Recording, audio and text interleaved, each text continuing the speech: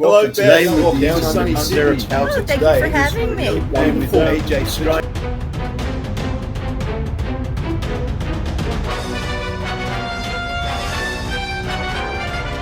Hi, I'm Paul Rushworth-Brown, host of Down Under Interviews, Meet the Author podcast, and History Bards over in the US. And we're here with fantastic author, an Australian author, but living in Canada, Jude Munro. Jude has written a novel called The Season of Gold, Dust and Guilt. Jude, welcome to the show. Hi, Paul. Nice to be here. So, the Eureka Stockade. Yes, an iconic event. Yeah, it's Very a good old, daunting to tackle.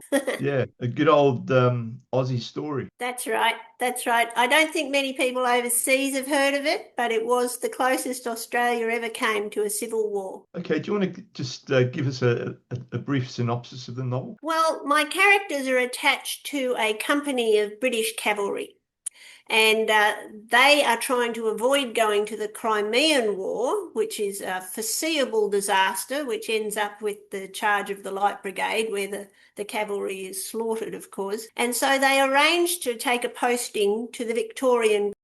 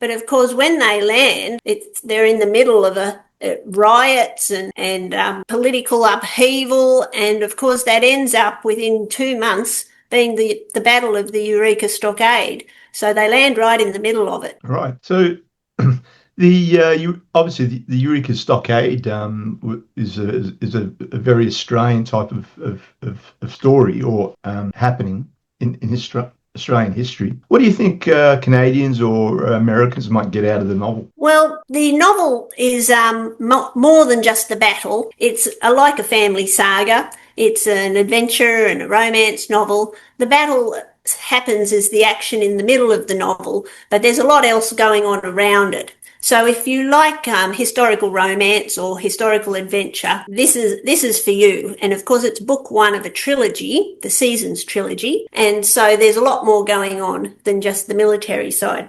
But I would say, particularly for the Americans, there is a large part of American history that happened because there were so many Americans, so many Californian 49ers who went down to Australia in the 1850s. And they actually formed the independent Californian Rangers, which was 200 strong, mounted American miners, all with weapons, and they were right involved in the battle. And I don't think that's a bit of history that Americans know, but it really was a very exciting part that the Americans played a big part in the battle. All right. So the Season of Gold, Dust and Guilt begins with people escaping the brutality of the Crimean War to walk straight into this other war. Were you interested in the idea that human beings often fail to recognise danger until it's too late? Well, in this case, every choice these characters had represented danger, because even just the journey to Australia was so dangerous. The steamships were just starting, but it was several months to get down there, and there was always disease on the ship, and there were shipwrecks. So just the journey itself was very dangerous. And then when they arrived, of course, they landed right in the middle of trouble. So there were no safe options for these characters. They were trying to find one, but really in the time of the decade that it was, the 1850s, everything represented danger. I suppose the other part is, all this took place in the time of the gold rush in Victoria. So yeah, it's a pretty multifaceted story. Yes, I like to put in a bit of everything. I've got action, adventure, romance. I've got the politics of the time, and although I've written it as pure entertainment, I just want it to be a rollicking read for everyone. I do take the history very seriously. I did not want to get the Battle of the Eureka Stockade wrong. So I did a lot of reading and a lot of research before I finally picked up the pen, because it is a very complicated event. You can look at it from so many different angles, from the traditional owners of the land, the Wadawurrung, who are watching all these miners come in and just dig up their country. And then there's the miners who were being so brutally treated by the police, many of whom were ex-convicts and completely corrupt. So they had a righteous fight on their hands. And then, of course, there were the government forces who were so vastly outnumbered. There were like 20,000 miners and only 200 or 300 police trying to keep order when everybody had weapons and everyone was worked up. So it was really difficult to know how to frame it and whose perspective to tell it from. So I'm hoping that people will enjoy what I managed to do with it. So, I mean, especially Australians, they've got this sort of like romanticised image of the gold rush. Was it important for you to challenge a romantic mythology surrounding it? Well, the thing I challenged was that the mainstream history has completely left out the traditional owners and the women. It's all written as if they were only men there. So I really enjoyed fixing that balance, because there were a lot of women there. And of course the Wadawurrung was still there and involved in the goldfields, as well as watching all the trouble go down. So I enjoyed filling in those gaps in the history. Yeah. Tell me about the life of a woman, at that time in the Victorian goldfields. Well, in fact, the women in the goldfields had some more freedom. Although the conditions were very brutal, they were able to work if they wanted to. So when I was researching it, some of the doctors' wives down there, they had clothing stores. Some of them were running the newspaper. So there were opportunities for women down there, but of course it was very rough living and very difficult if you were raising a family in tents and on camps and mining sites. But it was an interesting time for women to be down there. Yeah. Okay, so the one of the main protagonists, Sarah Cartwright, tell us about her. Well, Sarah is the Major's daughter, and she has spent her whole life moving between barracks and camps. She's never lived in a house, and she desperately wants to settle down somewhere. But every time it looks like there's a chance, they get sent off somewhere else. So she's very unhappy to be sent off to Australia when she was hoping to get a nice little English country house and garden. But she has a lot of skills from growing up with the military. She shoots and she rides, but mainly she works as a nurse, as an army nurse. And this is just before Florence Nightingale came along and revolutionised nursing. So she's been doing it the tough way with no support from the army. And she actually finds it as an opportunity when she gets down to the goldfields, and she's able to work as a nurse and study under one of the doctors there. So she sees it as a learning place. But of course, she really wants to settle down. She wants to get back to England.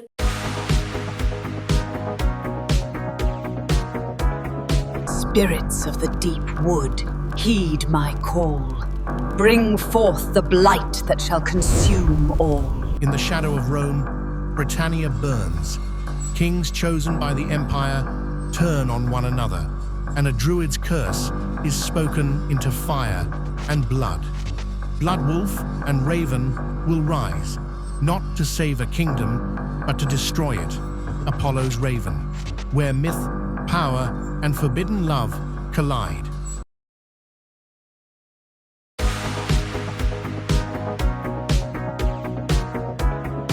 But then, of course, the romance occurs with the main male character, Rhys Cartwright, who comes from a titled family, but he has been disinherited and press-ganged into the military in his younger brother's place. So he's also quite reluctant to be there. And of course, he has to make a decision what he's going to do in the battle because he's fighting civilians and he never signed up for that. So he has to make a lot of decisions about whether he's going to actually fight or not.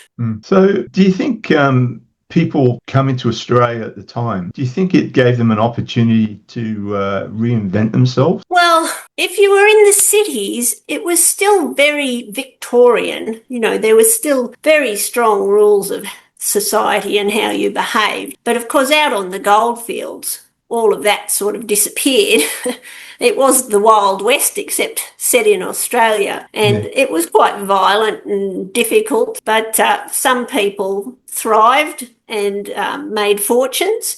And some people, of course, had no luck at all. So there was this sort of swing between poverty and bonanza all the time in all the campsites. When you were researching the Australian goldfield, what disturbed you most about how people were living? Well, I suppose it was just the absolute lack of medical care because Sarah, being a nurse, she's exposed to that. There are people getting blown up because they're using dynamite in the mines. The women keep having their crinolines catch in the fires and their terrible burns. The children are getting run over by wagons and there's a lot of fights as well. So if you were needing medical attention, you were in big trouble. These people that went to the goldfields, they're obviously dreamers. There was soldiers there was migrants, there was criminals. Yes, well, everybody went. When gold was first discovered, the cities just emptied out. I read that the Melbourne police force had 55 police, and then the day gold was declared to be found, 50 of them deserted, leaving 5 behind. And that is why the police on the goldfields were just so brutal and corrupt. They had to take anyone, and many of them were ex-convicts and had been brutalised themselves. So all the progress that was being made in the cities just stopped because of the workforce just took off to the goldfields. And of course there was this influx of thousands and thousands of people from overseas who just came to loot the place, really. So Sarah and Rhys, the protagonists, they're both carrying a bit of emotional baggage Yes. as they come into Australia. Did the Australian environment force them to confront parts of themselves? Well, at first, like you said, they really did reinvent themselves, and their romance develops in this really strange location. And it's only after the battle that their past lives start intruding on their new life in Australia, and they make plans to stay in Australia. But then, of course, Rhys has come from this very wealthy family with a lot of complications back in England, and even though they're so far away in Australia, the news does come from England slowly, but it gets there of things that are happening back in London, back in England, and so that starts to intrude. Do you think people are naturally drawn toward rebellion when institutions stop listening? I think everybody likes an underdog, and in this case, the government had set up this mining tax system that was just made to be corrupt because they let the police officers keep 50% of the fines. So they were running around fining everyone for not having their mining tax paid or not having the papers on them. And they gave up policing crime. And there was a lot of crime. There were bushrangers and gold thieves.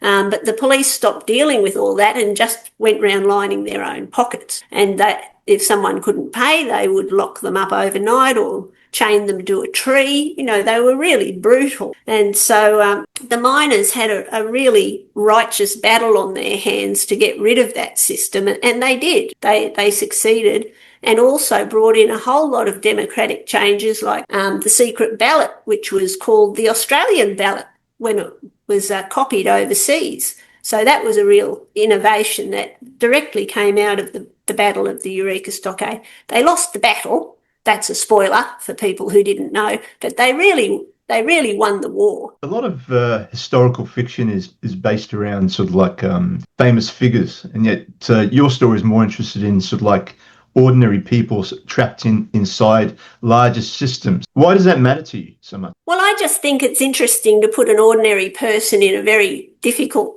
situation and make them find a clever way to get out of it. But my characters do meet a lot of real historical characters.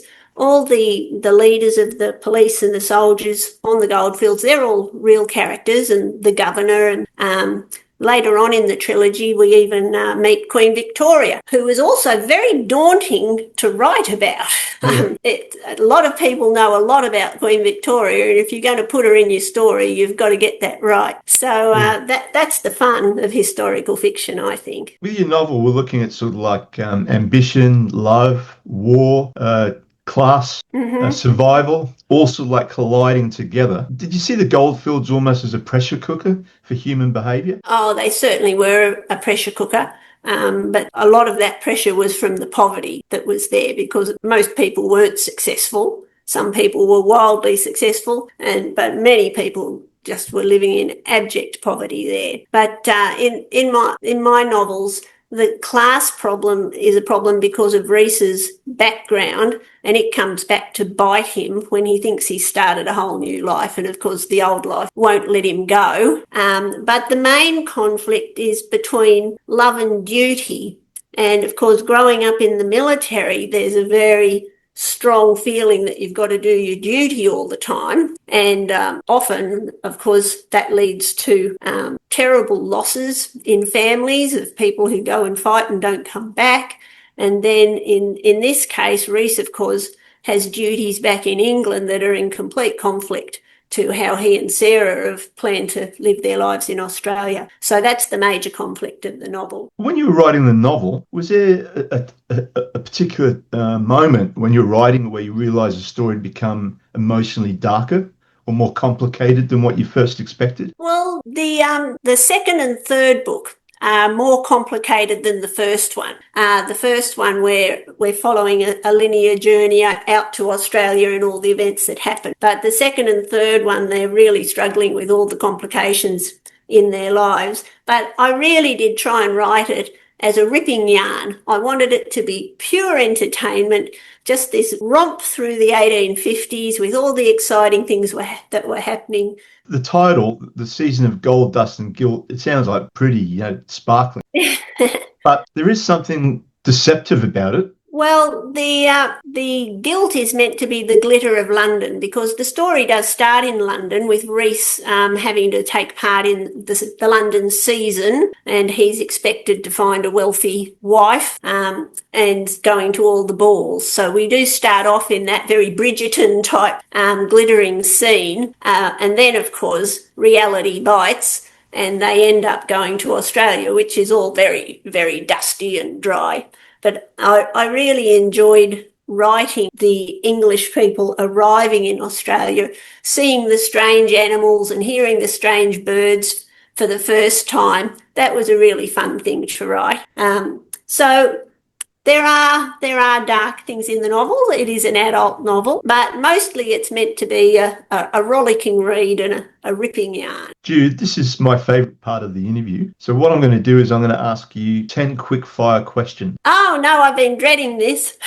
No time to think. All right, so they're just one or two word answers, unless I ask you to sort of I'll do my best. Everybody seems to get nervous around this part.